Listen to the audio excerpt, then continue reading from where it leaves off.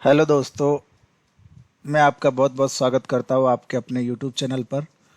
Guys, इस video में हम चर्चा करेंगे ATR ट्रेलिंग स्टॉप लॉस। ये इंडिकेटर काफ़ी पॉपुलर इंडिकेटर है आज के टाइम में। और जो इंट्राडे ट्रेडर होते हैं और लॉन्ग टर्म या शॉर्ट टर्म ट्रेडर होते हैं, और सभी आजकल इसको यूज़ कर रहे हैं क्योंकि इसकी सहायता से हम हमारे स्टॉप लॉस को ट्रायल कर सकते हैं। और कहीं ना कहीं ये काफ़ी सपोर्टिव है इंट्राडे में और लॉन्ग टर्म में भी। तो गाइज़, मैं आपको चार्ट पे समझाने की कोशिश करूंगा कि किस तरह से इस इंडिकेटर को हम बेटर तरीके से यूज़ कर सकते हैं। इसकी खासियत क्या है और इसके बेनिफिट क्या है, मतलब एडवांटेज क्या है, वो हम इसमें जानेंगे। तो गाइज़, मेरे पास जीरोदा का काइट प्लेटफॉर्म है। इस पे ये इंडिकेटर अवेलेबल है। आप स्टडी में जाके और यहाँ पे सर्च कर सकते हैं ATR। तो यहाँ पे आपको मिल जाएगा ATR trailing stops. ATR trailing stop loss मतलब ये जो इंडिकेटर है इसको कुछ इस तरह से प्लॉट किया जाता है। तो यहाँ पे देखिए गाइज, आपको ये डॉटेड लाइंस दिखाई दे रही होंगी। ये डॉटेड लाइंस बाय डिफ़ॉल्ट है। अगर हम इस इंडिकेटर की सेटिंग को एडिट करते हैं तो यहाँ पे देखिए गाइज, आपको यहाँ पे दिया गया है प्लॉट टाइप। आप किस टाइप से इसको प्लॉट करना चाहते हैं। तो प्लॉट टाइप में यहाँ पे आपके पास दो ऑप्शंस है, पॉइंट्स और स्क्वायर वेव। तो अभी जो बाय डिफ़ॉल्ट ये प्लॉट हुआ है वो पॉइंट्स में प्लॉट हुआ है, जो यहाँ पे क्लियर दिखाई नहीं दे रहा है। अगर हम इसको स्क्वायर वेव कर देंगे तो स्क्वायर वेव करने के बाद में ये क्लियर थोड़ा दिखने लग जाता है। तो ये हमारे लिए इसको स्क्वायर वेव में यूज़ करना काफ़ी अच्छा रहता है क्योंकि उससे हमको ये चार्ट पे क्लियरली मतलब लाइन जो है इसकी बनती हुई नज़र आती है। और ये काफ़ी बढ़िया है गाइज, ठीक है। तो इसकी सेटिंग जो प्लॉट टाइप है इसको स्क्वायर वेव कर लेना है। अब इसमें हमारे पास और भी हमको ऑप्शंस दे रखे हैं, जैसे कि इसको आपको हाई और लो पे मार्क करना है। तो यहाँ पे आप इस पर क्लिक करेंगे तो ये कैंडल्स की जो हाई और लो है उस पे ये मार्क हो जाएगा, उसके हिसाब से यहाँ पे प्लॉट हो जाएगा। अगर आप हाई और लो के मार्क को हटा देते हैं तो यहाँ पे देखिए गाइज, आपको कुछ इस तरह से ये दिखाई देगा। यहाँ पे देखिए ये सिग्नल चेंज होगा। जैसे मैं हाई और लो पे इसको मार्क करूँगा तो यहाँ पे देखिए एक सेल का सिग्नल मुझे बता दिया था। और यहाँ पे अगर मैं इसको हाई और लो को हटा दूंगा तो यहाँ पे देखिए बाय डिफ़ॉल्ट बाई का सिग्नल एज इट इज बना हुआ है। तो गाइज, यहाँ पे देखिए सेटिंग्स के बारे में थोड़ा सा हम जान लेते हैं। यहाँ पे सबसे पहला है पीरियड्स। तो पीरियड्स का मतलब है यहाँ पे बाय डिफ़ॉल्ट आपको 21 पीरियड्स दे रखे हैं। आप इसको कस्टमाइज भी कर सकते हैं आपकी सुविधा के हिसाब से। आप इस पे जब बैक टेस्टिंग करेंगे और प्रैक्टिस करेंगे तो उस हिसाब से आप इसको मॉडिफाइड भी कर सकते हैं। आप चाहे तो यहाँ पे कोई कम पीरियड ले सकते हैं, जैसे कि 15 का ले सकते हैं, 10 का ले सकते हैं, ठीक है। और यहाँ पे बाय डिफ़ॉल्ट 21 का है। तो 21 का काफ़ी हेल्पफुल है। वैसे बाय डिफ़ॉल्ट ज़्यादातर ट्रेडर्स जो होते हैं वो बाय डिफ़ॉल्ट ही यूज़ करते हैं, तो आपको भी बाय डिफ़ॉल्ट ही यूज़ करना चाहिए, ठीक है। तो इसमें देखिए दोस्तों, मल्टीप्लायर सेकंड ऑप्शन है मल्टीप्लायर। तो मल्टीप्लायर आपको बाय डिफ़ॉल्ट 3 का दिया हुआ है। अब मल्टीप्लायर जो है ना, इसको मैं थोड़ा सा मॉडिफाइड करके यूज़ करता हूँ। मेरा जो तरीका है, मैं इसको है ना 4.3 का कर लेता हूँ गाइज। मतलब 4.3। आप भी इसको यहाँ पे चेंज कर सकते हैं 4.3 का, ठीक है। अब इसका मल्टीप्लायर और पीरियड का कंक्लूजन क्या है। ये जो लाइन बनी है, ये लाइन गाइज ये दो प्राइस रेंज के हिसाब से ही बनी है। मतलब कि पीरियड्स का मतलब है कि करंट मार्केट प्राइस की जो कैंडल है, जो करंट कैंडल चल रही है, उस कैंडल से प्रीवियस 21 कैंडल्स का एक एवरेज होता है, एक 21 पीरियड्स की कैंडल्स का। यानी कि प्रीवियस जो 21 कैंडल्स है उनका एवरेज प्राइस निकाल के और ये जो मल्टीप्लायर है इससे डिवाइड कर देते हैं। तो ये जो ATR ट्रायलिंग स्टॉप की जो लाइन बनी हुई है, ये लाइन यहाँ पे प्लॉट हो जाती है।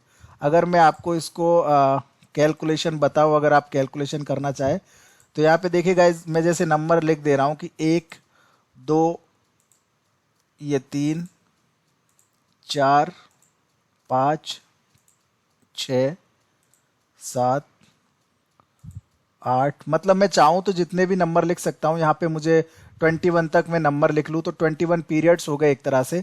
अब इनका क्या होता है कि इनका ये जो नंबर्स है इनका एवरेज हमको निकालना पड़ता है। तो एवरेज का मतलब है कि जैसे देखिए यहाँ पे हमको कुछ नहीं निकालना है, यहाँ पे ये सारी चीज़ें ऑटोमेटेड रहेंगी, लेकिन मैं नॉलेज के लिए आपको बता रहा हूँ। तो यहाँ पे देखिए गाइज, यहाँ पे आप फॉर्मूला लगाएंगे जैसे कि एवरेज। एवरेज निकालना तो सबको आता ही होगा, सिंपल सी बात है एवरेज निकालना। बाकी एवरेज निकालने के लिए आपको ये सारी संख्याओं को जोड़ के, ये सारी डिजिट्स को प्लस करके, और उसमें टोटल जो संख्या है जैसे कि 21 टोटल है, तो 21 का हमको डिवाइडेशन कर देना है, तो जिससे क्या होगा, एवरेज निकल जाएगा। तो ये एवरेज निकल गया। अब एवरेज में हमको मल्टीप्लायर का मतलब मल्टीप्लायर से डिवाइड करना है एवरेज को। तो एवरेज है 4.5। अब इसका मल्टीप्लायर क्या ले रखा है हमने, 4.3। ठीक है, जो एवरेज आया उसमें हमको उससे डिवाइड कर देना है। तो मैंने डिवाइड कर दिया। तो यहाँ पे देखिए गाइस, ये आ गई इसकी एक्चुअल वैल्यू। जो स्क्वायर वेव बना हुआ है, जो स्क्वायर वेव लाइन बनी हुई है, जो एटीआर की लाइन है, उसकी एक्चुअल वैल्यू ये है। तो यहाँ पे जब प्राइस है ना, ये प्राइस, ये जो लाइन बनी हुई है वो लाइन, उसकी एक्चुअल वैल्यू यहाँ पे ये है। तो इस तरह से ये निकाल के, और ये लाइन एक तरह से ड्रॉ हो जाती है। तो ये मल्टीप्लायर और पीरियड्स का कंक्लूजन है। अब इसको आप हाई लो पे भी मार्क कर सकते हैं, जैसे मैं हाई लो पे इसको यूज़ करता हूँ। हाई लो का मतलब है कि बाय डिफ़ॉल्ट जो 21 पीरियड्स का एवरेज निकल रहा है वो कैंडल की क्लोजिंग प्राइस के अकॉर्डिंग निकल रहा है। लेकिन अगर मैं इसको हाई और लो पे मार्क कर दूंगा तो प्रीवियस जो 21 कैंडल्स है उनके हाई और लो के हिसाब से एक एवरेज प्राइस यहाँ पे मार्क करके हमको दे देगा। सो एज अंडरले, इसको सो एज अंडरले कर दूंगा, जिससे कैंडल्स के ये नीचे प्लॉट हो जाएगा। अब यहाँ पे देखिएगा, मैं इसका कलर भी चेंज करना चाह रहा हूँ। तो मैं इसका कलर दोनों का है ना ब्लैक कर दूंगा, जिससे कि मुझे ये क्लियर दिखे मेरे चार्ट पे। ठीक है, तो मैंने इसका कलर कर दिया है ब्लैक। अब यहाँ पे देखिएगा, कुछ इस तरह से ये लाइन आपकी ड्रॉ हो गई है। सुपर ट्रेंड भी आपने देखा होगा, सुपर ट्रेंड भी कुछ इस तरह से ही बनता है। जैसे देखिए यहाँ पे सुपर ट्रेंड का भी इंडिकेटर मैं बता देता हूँ। ये ATR indicator super trend indicator की तरह ही दिखता है। देखिए ये सुपर ट्रेंड का इंडिकेटर है और ये एटीआर इंडिकेटर है, लेकिन सुपर ट्रेंड और एटीआर में थोड़ा सा डिफरेंस है। उसका डिफरेंस क्या है गाइज, कि जो पीरियड्स और मल्टीप्लायर है, ये दोनों है ना इसमें अलग अलग ले रखे हैं बस। और यहाँ पे जो है ना मतलब जो इसमें जो कैलकुलेशन होती है वो हाई और लो के हिसाब से हमने लगा रखी है, जो स्क्वायर वेव की कैलकुलेशन है। और यहाँ पे जो सुपर ट्रेंड की कैलकुलेशन है वो बाय डिफॉल्ट एवरेज कैलकुलेशन है। ठीक है, वो क्लोजिंग प्राइस के अकॉर्डिंग है। तो गाइज यहाँ पे देखिए, मैं सुपर ट्रेंड को हटा देता हूँ। अब इसमें सिग्नल्स कैसे मिलते हैं और इसको ट्रेड कैसे करते हैं वो यहाँ पे मैं आपको बताता हूँ।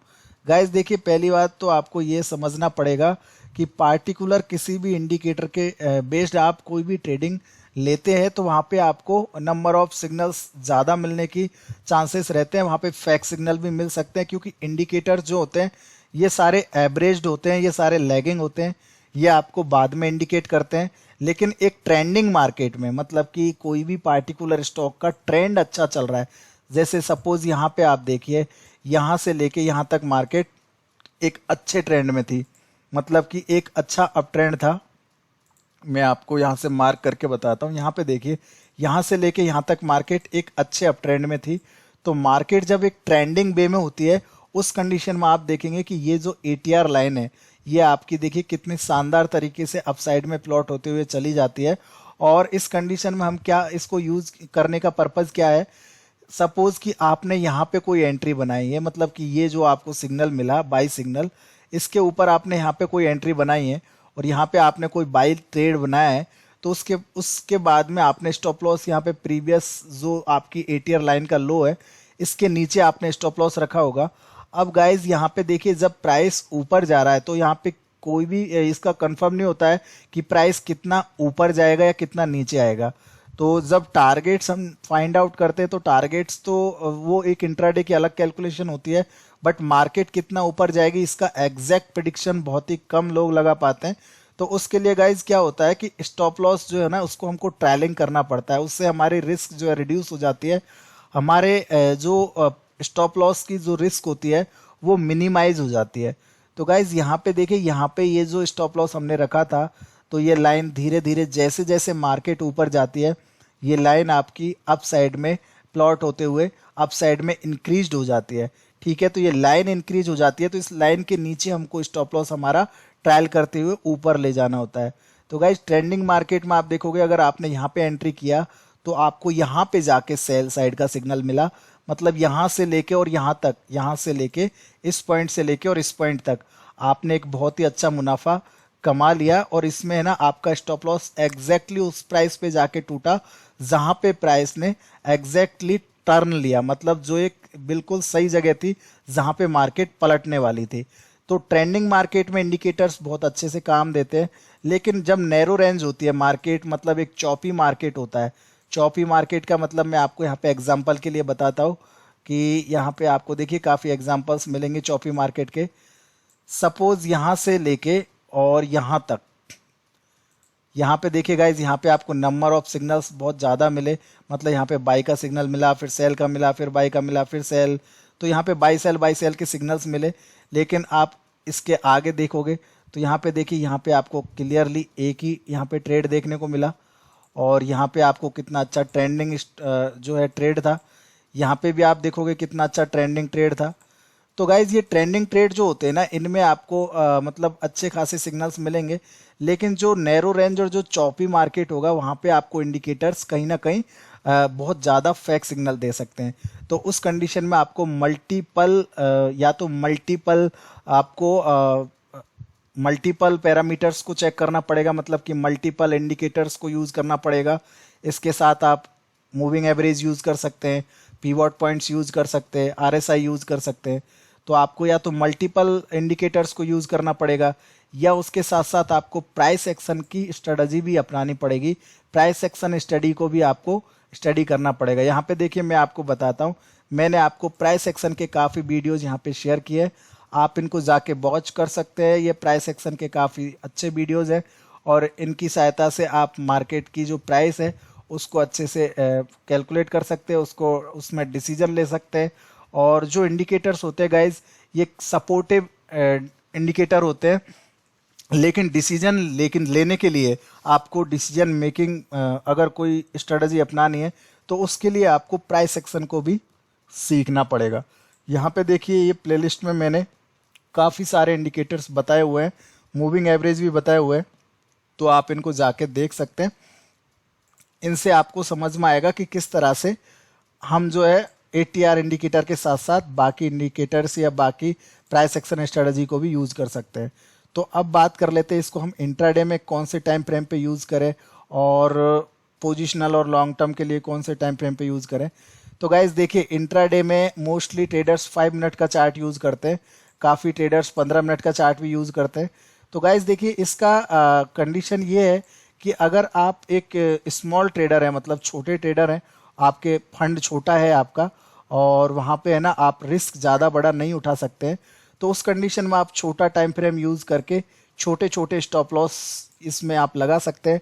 क्योंकि यहाँ पे देखिए, जब मार्केट आपको इंडिकेशन देगा तो उसके बाद आपका स्टॉप लॉस भी छोटा ही रहेगा। लेकिन अगर आप बड़ा टाइम फ्रेम लोगे तो बड़े टाइम फ्रेम में आपका जो है ना स्टॉप लॉस बड़ा हो जाएगा। गाइस देखिए, अगर प्राइस आज यहाँ पर है 22,608 के समथिंग, लेकिन स्टॉप लॉस इसका करीब करीब 300 पॉइंट का बन रहा है। वही अगर हम इंट्राडे के 5 मिनट के चार्ट पे देखें तो यहाँ पे देखिए, इंट्राडे में यहाँ पे ऑलमोस्ट यहाँ पे 50 पॉइंट का स्टॉप लॉस था, और अभी जहाँ करंट मार्केट खड़ा हुआ है वहाँ पे भी इसमें 100 पॉइंट का स्टॉप लॉस है।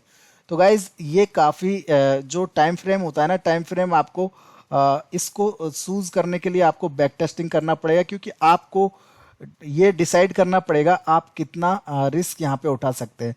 और टाइम फ्रेम का एक और एडवांटेज है गाइज कि जितना छोटा टाइम फ्रेम होगा उसमें उतने ही नंबर ऑफ सिग्नल्स ज़्यादा मिलेंगे, आपको नंबर ऑफ ट्रेड्स ज़्यादा मिलेंगे, लेकिन वहाँ पे फेक सिग्नल भी आपको मिल सकते हैं। क्योंकि वहाँ पे एक ट्रेंडिंग मार्केट में आपको अच्छा सिग्नल मिलेगा, लेकिन चौपी मार्केट में आपको थोड़ा सा एक एक्स्ट्रा फेक सिग्नल मिल सकता है। जैसे यहाँ पे देखिए, ये बाई का सिग्नल मिला लेकिन मार्केट बाई नहीं गया, मार्केट नीचे आ गई। यहाँ पे सेल का सिग्नल मिला, फिर मार्केट ऊपर चली गई। तो ये एक तरह से चौपी मार्केट हो गया था, लेकिन बाद में देखिए यहाँ पे ट्रेंडिंग मार्केट बनी तो मार्केट बहुत शानदार तरीके से ये ऊपर गया। तो अगर आप इसको बड़े टाइम फ्रेम में यूज़ करोगे तो वहाँ पे देखिए गाइज, आपको यहाँ पे जब से एक बाई सिग्नल मिला है, मतलब बॉटम में एक बाई सिग्नल मिला था, तो उसके बाद कंटिन्यू ये बाई ट्रेड में चल रहा है। अभी तक आपका स्टॉप लॉस यहाँ पे ट्रायलिंग स्टॉप लॉस अभी तक आपका हिट नहीं हुआ है।